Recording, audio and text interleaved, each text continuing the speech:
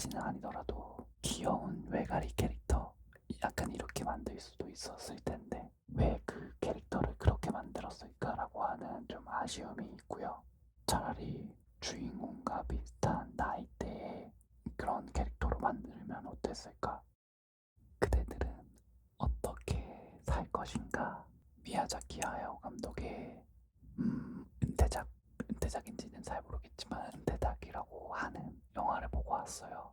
개봉을 막 했던 영화이기 때문에 스포일러를 최대한 줄여서 예고편에 나왔던 내용, 예고편에 나왔던 이미지에 해당하는 수준, 그 수준에서만 얘기를 하는 걸로 하겠습니다.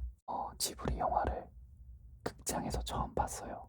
제가 모노노케 임에도 되게 재밌게 보고 센가치히로의 행방불명도 진짜 가슴에 그 뭉클했던 그런 감정이 느낀 영화였고 하울의 움직이는 성은 너무 이쁜 애니메이션이었고 그 다음에 이웃집 토토로는 뭔가 제 스타일의 영화는 아니었고 그냥 귀여웠던 애니메이션이었던 것 같아요. 이웃집 토토로는 본지 오래됐고 옛날에 봐가지고 잘 기억이 안 나는데 이웃집 토토로는 줄거리에 대해서 얘기해보라고 하면은 왠지 뭔가 정리가 안 될 것 같은 애니메이션이었거든요, 저는.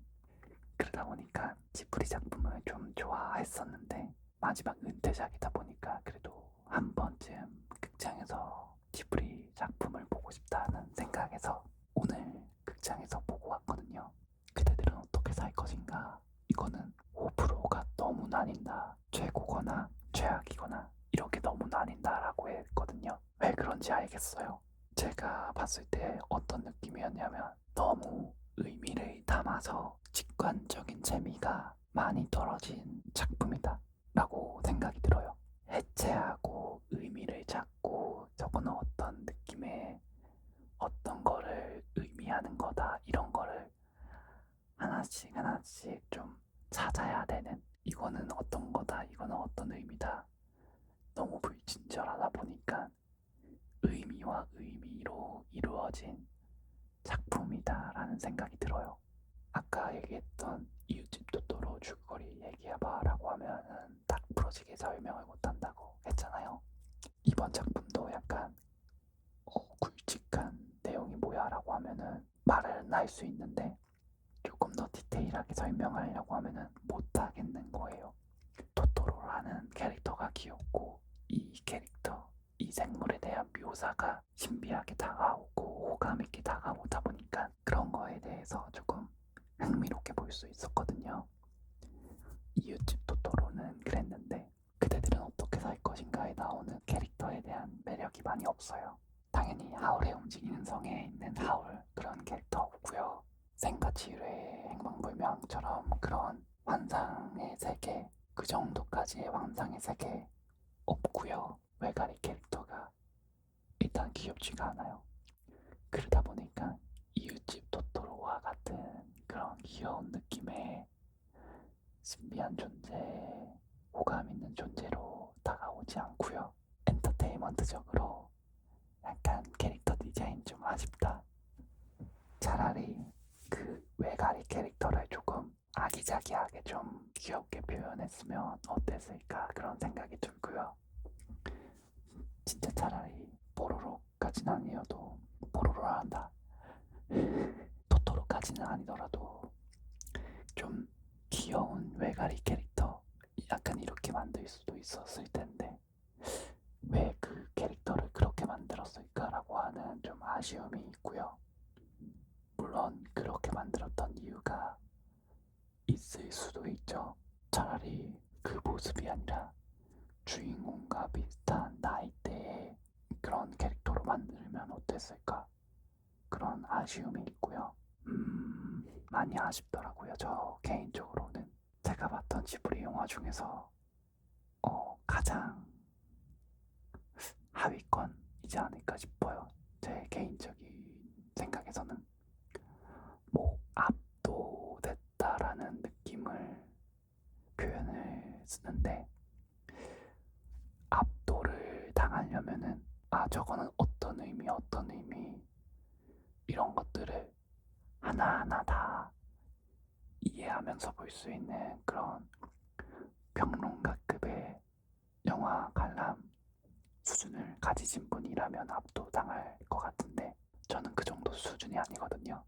약간 좀 엔터테인먼트로 보고 싶은 그런 느낌인데 월령공주도 약간 진짜 여러 가지 의미가 담겨 있지만 그거를 풀어나가는 게 재밌게 풀어나가고 하울의 움직인 송도 아니 생가치류의 행방불명도 여러 가지 의미가 있지만 그거를 잘 이끌어 나가고 그런 점이 좋아가지고 저는 좋았거든요. 근데 그대들은 어떻게 살 것인가는 그 무거운 수행하는 수행처럼 가만히 있다 보면은 깨달음을 얻을 것 같은 그런 수행 방법 그거를 경험하고 있는 느낌이 들 정도로 생각을 많이 해야 되는 그런 영화인데 생각을 많이 할 수가 없는 게 뭐가 많이 없었어요.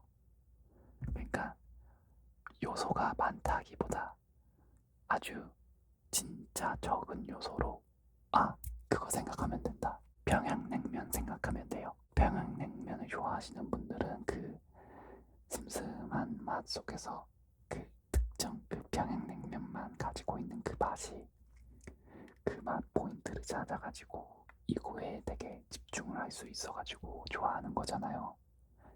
당연히 김치찌개가 더 맛있는 걸 알아요. 근데 평양냉면의 그 속에 담겨진 그게 그 맛을 알기 때문에 그거를 좋아하는 건데 이 그대들은 어떻게 살 것인가도 약간 평양냉면 같은 영화다.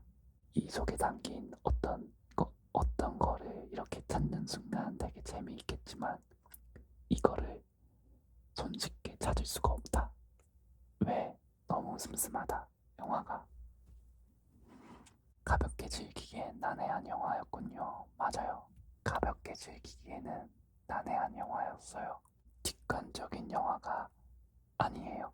잔잔한 느낌에서 그 속에 담긴 깊은 뜻을 이해할 수 있는 그런 거를 찾을 수 있는 사람이라면 그런 거를 찾는 걸 즐긴다기보다 그런 거를 찾는데 부담감, 거부감이 없는 사람이라면 추천을 하겠지만 그냥 영화나 드라마나 이런 거는 그냥 직관적으로 딱딱딱 재미있고 딱 봤을 때 즐겁고 이런 게 있어야 된다라고 한다면은 그닥 비추해요. 난해하다. 솔직히 말하면 난해한 거를 넘어서 그냥 재미없다고 말할 수도 있어요. 재미없다고 말할 수도 있고 난해하다라고 말하는 이유는 뭐냐면 분명히 뭔가 어떤 의미가 있을 거야. 메시지가 담겨 있을 거야. 근데 나는 그걸 이해 못했어. 재미는 없는데 그런 메시지가 분명히 담겨 있기 때문에 내가 여기서 재미없다라고 말하면 나는 되게 조금 수준이 낮은 사람이 되기 때문에 그런 사람이 되기 싫어. 그래서 나는 이거를 난해하다라고 말할 거야. 약간 이런 느낌에서 난해하다라는 말이 많은 게 아닌가 싶어요. 저도 난해하다라고 말하고 싶거든요. 솔직히. 근데 직관적으로 얘기해서 재미가 없어요. 어쩔 수 없어요, 이거는. 오징어 게임이 재밌던 이유가 뭐였죠?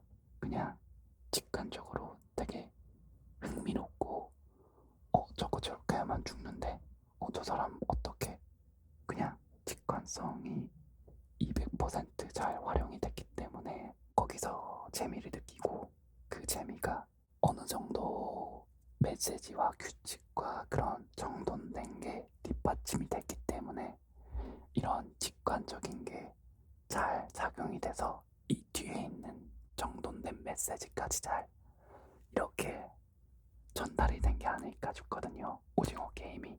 그 점에서 카지노가 아쉬운 점이 직관성이 되게 뛰어났지만 후반부에서 이런 이 뒤끝에 대한 메시지, 직관성에 대한 무리수 이게 약간 밸런스가 안 맞았기 때문에 카지노가 후반부에서 좀 평가가 많이 떨어진 부분이 있다고 생각을 하거든요.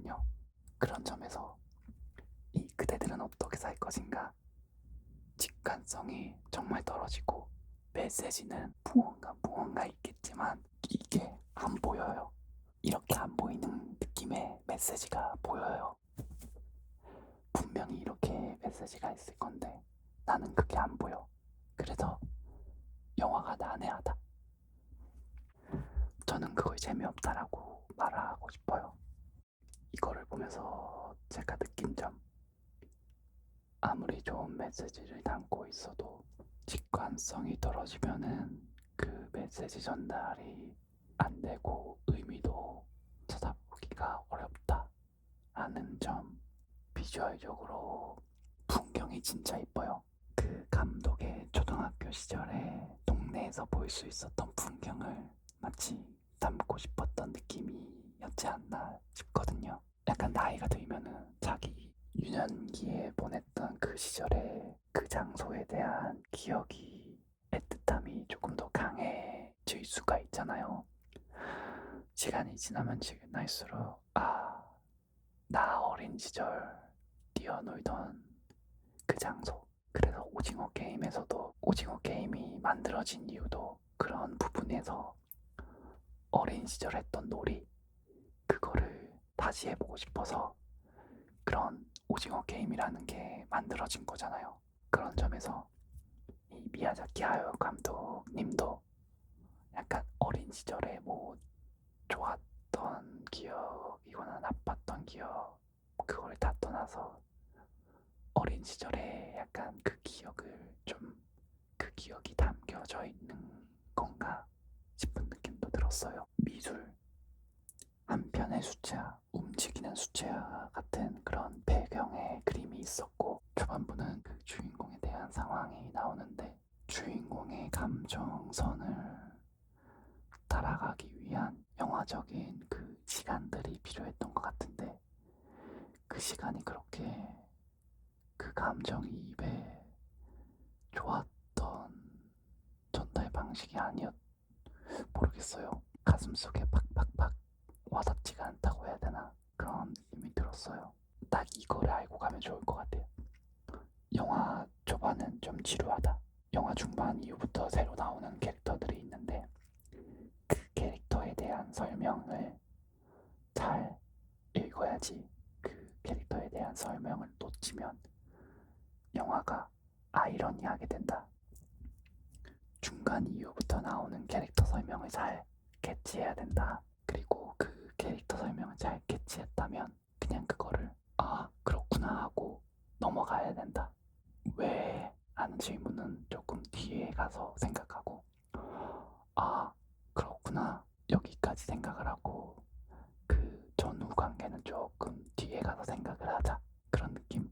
그렇기 때문에 중간중간에 드는 의문점은 조금 기다렸다가 중간중간에 나왔던 캐릭터 설명을 가지고 살짝 후반부에 가서 후반부에 조금 잘 연결해보자. 연결이 안 되는 점은 같이 봤던 사람한테 물어보자. 지브리의 동화적인 이미지보다 감독의 약간 생각이 많이 담겨져 있다 보니까 감독을 이해하지 못한다면 작품 이해도 약간 어려울 수도 있겠다라는 생각이 들어요. 재미는 없지만 나쁜 영화다라고 할 수는 없어요. 재미는 없거든요. 막 이거 재밌다 이런 느낌이 아니라 아이고 잉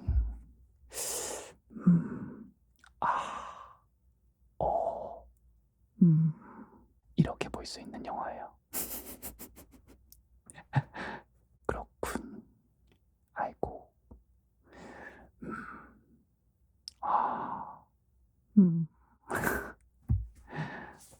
제 생각에는 이웃집 토토로에서 그 토토로 캐릭터가 사라지고 고양이 버스도 사라지고 그 상태로 이야기가 진행된다고 보시면 되는 느낌이랄까. 솔직히 이웃집 토토로는 토토로가 90%거든요. 토토로는 어릴 적에 없어가지고 기억이 안 나요. 기억이 나는 거는 토토로가 귀엽다, 되게 크다, 아기자기하다, 고양이 버스 한번 타보고 싶다. 토토로 사라지고 고양이 버스 사라지고 이웃집 토토로의 스토리, 이 스토리도 재미있게 봤다 라고 한다면 그대들은 어떻게 살 것인가도 나름 재밌게 볼 수 있다. 이웃집 토토로의 토토로 없는 버전, 그래도 재미있을 것이다 이렇게 생각한다면 괜찮아요. 센가치로의 행방불명 엄청 좋아해서 그거는 10번 넘게 봤는데, 저도 센가치로의 행방불명은 그것도 한 10번 넘게 본 것 같고요. 그거보다 더 많이 본 게 모노노케 히메. 센가치로의 행방불명은 진짜 재미있고 약간 가슴 뭉클하게 다가오는 캐릭터 감정 묘사가 너무 약간 뭉클뭉클한 그런 묘사가 되게 좋았고요. 그리고 모노노케 히메는 어릴 적에 보면은 약간 살짝 무서운 부분도 있는데 약간 모험극 같으면서도 되게 우여곡절이 많고 이런 갈등도 되게 많아가지고 재미있게 봤는데, 시간이 지나면 지날수록 어른의 아이고 어른의 시각에서 모노노케 히메를 본다면 그 메시지가 너무나 완벽한 메시지를 담고 있다라는 느낌이 드는 작품이에요. 저의 최고의 지브리 작품은 모노노케 히메, 원령공주. 그게 진짜 재미를 넘어서 완벽한 작품이라는 느낌까지 들어요. 처음 볼 때는 그냥 재미있게 보셔도 돼요, 원령공주는. 근데 재관람할 때는 그 속에 담겨져 있는 메시지를 한 번씩 하나하나 곱씹어 보면은, 아, 저게 어떤 거를 대표하는 의미구나. 아, 저 사람은 악당인 줄 알았는데 또 그게 아니네 싶어질 거예요. 모노노케 히메에서는 당연히 악당 진영의 우두머리라고 생각하는 사람이 지금 생각해보면은 악당이 아니었어요. 오히려 구원자에 가까운 느낌, 악당 없는 애니메이션이다 라고 생각할 수가 있어요. 굳이 악역을 찾으라고 하면은 약간 좀 도둑 같은 그냥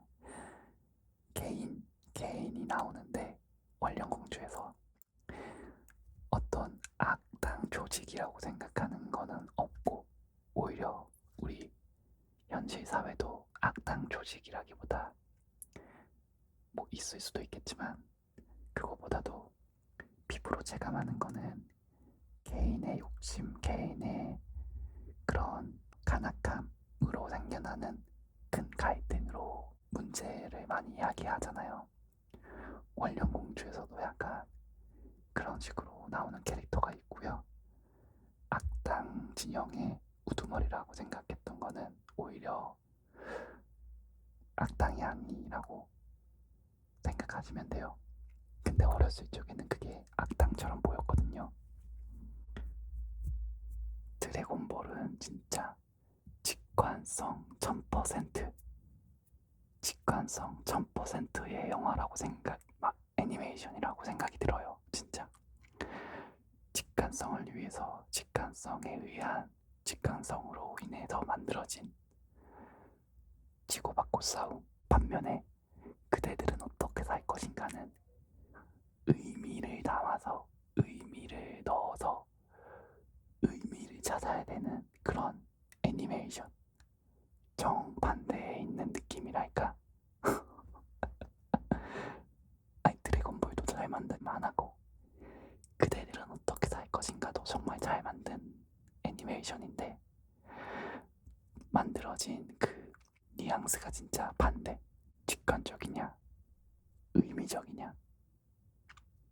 그래서 약간 자기가 직관적인 거를 되게 좋아한다라고 생각하면은 그거는 좀 감안하고 그대들은 어떻게 살 것인가를 보시면 되지 않을까 싶네요.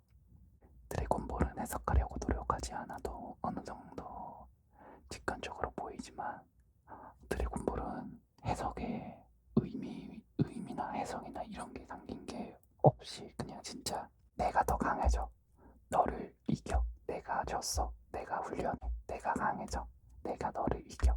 이거의 연속이기 때문에 어떻게 포장하고 어떤 새로운 요소랑 어떤 새로운 컨셉을 가지고 와서 하느냐 그 재미로 보기 때문에 재밌었던 것 같아요.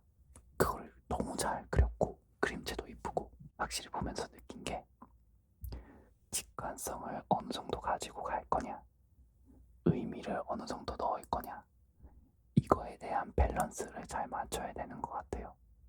제가 최근에 로키를 보고 있거든요. 저번에 로키 시즌2 1화를 같이 봤잖아요. 라이브 켜서 같이 봤거든요. 이건 뭐지? 기억이 가물가물하고 이거는 뭘 말하고 싶은 거지? 약간 좀 물음표가 많이 나왔거든요. 그래도 약간 1화는 뭔가 이야기의 시작이다 보니까 그럴 수도 있겠다 싶었거든요. 근데 2화를 봤는데 3화를 봤는데 너무 저게 뭘 말하고 있는 거지? 제가 어디서 나왔던 거지? 그래서 저게 뭐지? 사물, 그 매체, 그 요소 해석을 하지 못하면은 좀 재미가 많이 떨어지더라고요. 제가 느끼는 요즘 로키가 직관적인 재미가 좀 떨어지고 너무 많은 의미가 담겨져 있다 싶은 거예요. 로키 시즌2도 저게 그래서 뭔데? 저게 그래서 왜 저런데? 의문점이 되게 많이 드는 그런 부분이 좀 많아요. 재미가 좀 떨어진다라고 할까나 설명하는 역할이 꼭 있었는데 그러니까요. 근데 그게 너무 뻔하게 설명을 하니까 그게 진짜 교과서적인 설명인데 잘 만든 작품은 극 중에서 그게 자연스럽게 이렇게 넘어가는 기술 그런 작법을 쓰는 것 같더라고요. 대화하면서 너 지금 이렇게 가면은 나를 어떻게 하는 거야? 라고 하면서 그 상황에 대한 설명과 그 말을 하는 이유가 그 캐릭터의 어떤 심리를 담아내고 어떤 상태를 나타내는 느낌 이 두 가지 역할을 하는 느낌으로써 대사가 이렇게 만들어지면은 그게 진짜 자연스러운 흐름이고 그냥 상태 설명은 진짜 드래곤볼 기술 설명이나 상태 설명 같이 그렇게 되는 아 이거 해설하는 캐릭터네 라는 느낌밖에 안 되는 경우가 있죠. 그런 점에서 그대들은 어떻게 살 것인가도 그런 설명해 주는 게 많이 부족했고 로키 시즌2도 지금 그런 게 많이 부족하다고 생각이 들어요. 그리고 직관적인 재미가 많이 떨어진다랄까 좀 뭔가 아쉬운 부분이 계속 보여요. 로키 시즌2가 뭔가 느낌과 의미와 방향성에 대해서 계속 만들어 나가고 싶어서 고민을 많이 했는데 잘 모르고 그냥 좀 엔터테인먼트로 가볍게 즐기고 싶은 사람한테는 장벽이 된다. 제가 마블을 엔드게임도 극장에서 보고 다 본 사람으로서 그런데도 불구하고 로키 시즌2는 잘 못 따라가겠더라고요. 뭐 하여튼 아이고 갑자기 모노노케 히메가 보고 싶어지네요. 노래가 너무 좋아요. 다다다다다 다다다 두두두두두 두두두 애니메이션을 안 보더라도 모노노케 히메 OST만 들어도 진짜 좋아요. 멍 때리고 싶을 때 뉴에이지 음악 같은 거 가끔씩 듣고 싶어질 때가 있잖아요. 근데 저는 뉴에이지 음악보다도 그냥 그럴 때는 원령공주 OST를 들어요. 그거를 들으면은 진짜 클래식이랑 뉴에이지랑 그 중간에 어떤 부분인 것 같은 그런 느낌이거든요. 하울의 움직이는 성도 되게 좋은 것처럼 그리고 생가치로에서 나오는 그 잔잔한 노래처럼 모노노케 히메의 노래도 다른 거 못지않게 깊은 감동이 담겨져 있는 노래예요. 노래 자체만으로도 작품은 그냥 보면 볼수록 볼수록 아 이거 너무 완벽한데 라는 생각밖에 안 드는 그런 작품이에요. 생가치로는 약간 의미를 파악하면은 저게 왜 저기서 저렇게 쓰였지 싶은 부분도 있겠지만 그거 이전에 그냥 재미있잖아요. 생가치로의 행방불명은 모노노케임에도 재미있어요. 애틋하면서도 아련하기도 해요. 모노노케임에가 추천드립니다. 이번 주 주말 모노노케임에